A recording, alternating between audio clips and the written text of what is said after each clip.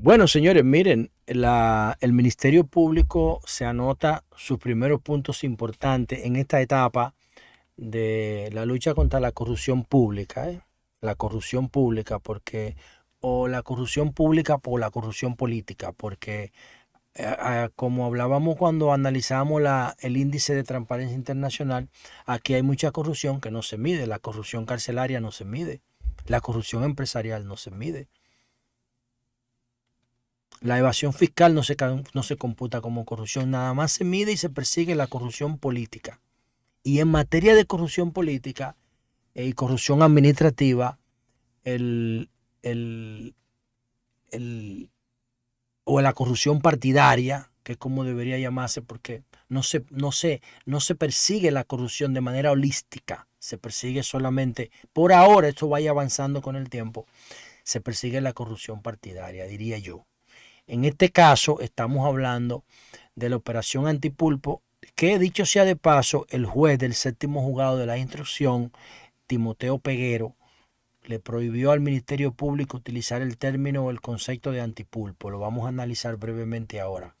Pero también ese juez, que yo lo quiero felicitar públicamente, porque me parece un juez que administró justicia de una manera proporcional, proporcionada. Le dio al Ministerio Público las ganancias de causa que entendió que el Ministerio Público merecía en función de la sustentación de las acusaciones, y le dio a los imputados la ganancia de causa que entiende que se merecían en función del Estado de Derecho que los protege.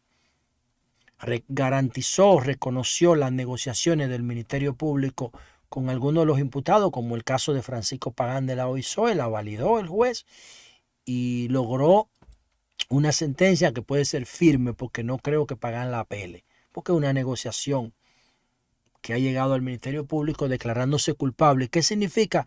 Que ya el Ministerio Público tiene una sentencia en firme, porque esa sentencia no se va a recurrir. Y ahí hay un resultado medible, ¿no? Un resultado. Y el hecho de que hayan enviado a juicio de fondo, creo que a 21 del caso Antipulpo, también yo pienso que es una ganancia parcial para el Ministerio Público. Parcial. Y vamos a ver en detalle lo que hizo el juez Timoteo Peguero del séptimo juzgado de instrucción. 19 imputados, no 21, 19 del caso Antipulpo fueron enviados a juicio de fondo. Significa que el juez dijo: este trabajo de acusación del Ministerio Público está bien, estas pruebas son legales, van para juicio de fondo.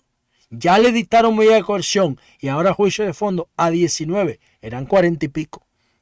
A la mitad, menos de la mitad, creo que eran 47. Menos de la mitad para juicio de fondo, pero son 19 para juicio de fondo. Ok. Otro tema, vamos con el caso de Francisco Pagán. Francisco Pagán, que había negociado con el Ministerio Público, había negociado una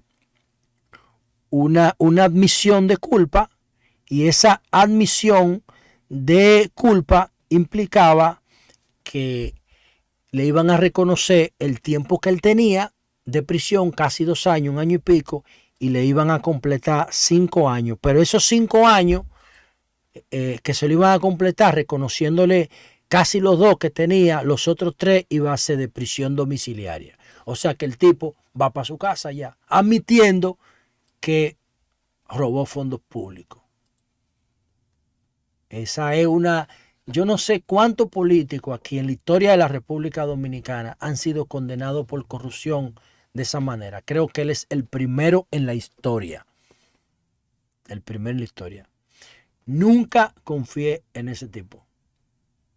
De hecho, cuando él iba a las entrevistas del Sol, yo me paraba y me iba para la cocina. Si una vez estoy en una entrevista con él, era porque todavía no lo conocía. Pero después que yo empecé a escuchar vainas, y entonces lo va a la Francisco Pagán, 5 años de prisión le dictó el juez Timoteo Peguero, la modalidad de 2 años y 11 meses de prisión domiciliaria y 1 año y 11 meses que ya cumplió como medida de coerción y se lo están reconociendo por tener más de 70 años de edad. El caso de la OISOE, que dicho sea de paso, Francisco Pagán es un niño de teta ante lo que pasó ahí anteriormente. Un niño de teta de los cuartos que se llevaron ahí la gestión anterior a Pagán. Cuando el arquitecto se mató, que Pagán entró, ya Pagán había entrado cuando el arquitecto se mató, pero que Pagán no tiene que ver con la causa del arquitecto se mató. Pero los grandes beneficiarios de la muerte del arquitecto no pagaron culpa, lo que están pagando son 3 mensajeros operativos que cayeron presos. Pero lo duro, no, eso nadie lo toca. Esa familia nadie la toca aquí. Pero ahí está Pagán. Entonces, vámonos con el caso de una figura que el juez Timoteo utilizó, que yo no había visto eso. Por lo menos conocía de su existencia, pero nunca había visto su aplicación, que se llama una medida de coerción real, no medida de coerción personal, sino al patrimonio. O sea, inmovilizar el patrimonio para que, si ellos son condenados definitivamente, el Estado se pueda cobrar la indemnización de ese patrimonio secuestrado. En este caso, el hermano de Danilo Medina, Alexis Medina, le retuvieron 30 millones de pesos del patrimonio. A la hermana de Danilo le retuvieron 10 millones. Y así a Lina de la Cruz, a Víctor Encarnación, a Cristian Manuel Ramírez, Carlos Martín Monte de Oca, Paola Mercedes, Fernando Rosa, le retuvieron 10 millones de pesos. A José Dolores Santana le retuvieron 15 millones y a Huáscar Bernabé Méndez Pineda le retuvieron 15 millones también. A Carmen Magali Medina, la hermana de Danilo, José Miguel Genao, 10 millones, como dije. Y a Medical Supply, General Supply y Full American y otras les retuvieron 20 millones.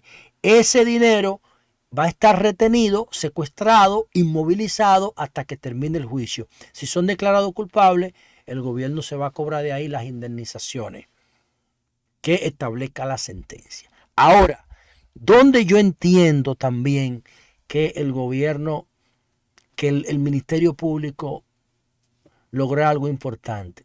Bueno, en el caso de Alexis Medina, y de Magali Medina, señores, 2 hermanos del presidente Danilo Medina fueron mandados a juicio de fondo. Eso son palabras mayores. ¿Cuándo se había visto eso en este país? Y eso tiene que poner en reflexión no solamente a la familia de Danilo, sino a la clase política dominicana.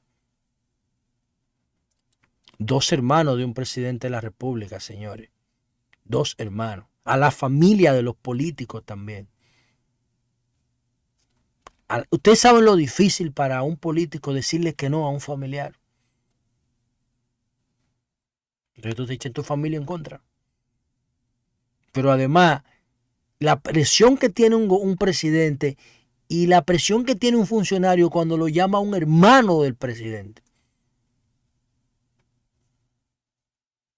Lo que hizo ese señor Alexis Medina fue una vaina terrible. Le dañó la carrera a Danilo.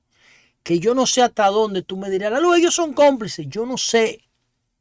Yo no sé de eso. Yo no conozco yo nunca en mi vida he saludado a Alexis Medina. En mi vida entera. Lo conocí cuando yo era diputado. Lo conocí, pero nunca lo he tratado. Nunca. No lo conozco como político. Nunca lo vi en el PLD. No sé dónde diablo salió de repente. Y se convirtió en un monstruo económico. ¿Hasta dónde Danilo le permitió eso? Yo no sé. Yo lo que sé es que le dañó la carrera a Danilo. ¿Danilo permitió que se le dañara? Yo no sé. Danilo debía ser el presidente más informado de este país. El presidente es la persona más informada. Pero esto tiene que llamarnos a reflexión, señor. 2 hermanos del presidente enviados a juicio de fondo por corrupción, man. Y tiene que pasar algo grande para que no lo sentencien. ¿Por qué? Aunque lo sentencien a penas menores, porque es que ya recibieron una medida de coerción. Se chuparon 1 año y pico preso. Casi 2 presos. Y ahora lo mandan a juicio de fondo, que significa que ya tanto la primera instancia de solicitud de medida de coerción de la atención permanente como el juez del séptimo juzgado de instrucción, 2 instancias lo han visto culpable ya. No culpable, sino con mérito suficiente para ser acusados. Y ahora lo mandan a juicio de fondo. Ahí va a haber otra sentencia. Y para mí, eso tiene que llamarnos la atención. Para mí, eso es una de las mayores lecciones más demoledoras de esta sentencia. Que los familiares de un presidente puedan ser procesados, juzgados y condenados. Esto no es fácil. O sea, estas son señales de que este país está avanzando institucionalmente. Y ojalá que eso que se ha logrado con el Ministerio Público no se eche para atrás. O por un intento de reelección o por un cambio de gobierno. Eso es lo que tiene que hacer, es profundizarse e institucionalizarse. Y que las manos de la justicia y del Ministerio Público no solo se enfoquen en la corrupción partidaria, porque si destruimos el sistema de partidos se jode el país, sino que todos los sectores sepan que las manos del Ministerio Público pueden llegar hasta ellos. La policía, la Fuerza Armada, el sistema carcelario, los empresarios, los evasores fiscales, los ladrones fiscales, que hasta ahora el Ministerio Público no ha puesto los ojos en ellos, solamente se fija en la corrupción partidario-administrativa o administrativa, público-administrativa, los que han sido funcionarios públicos, básicamente atrás de eso es que andan. Pero si miran para los lados, ay, compadre. Entonces, nada, señores, cambio y fuera.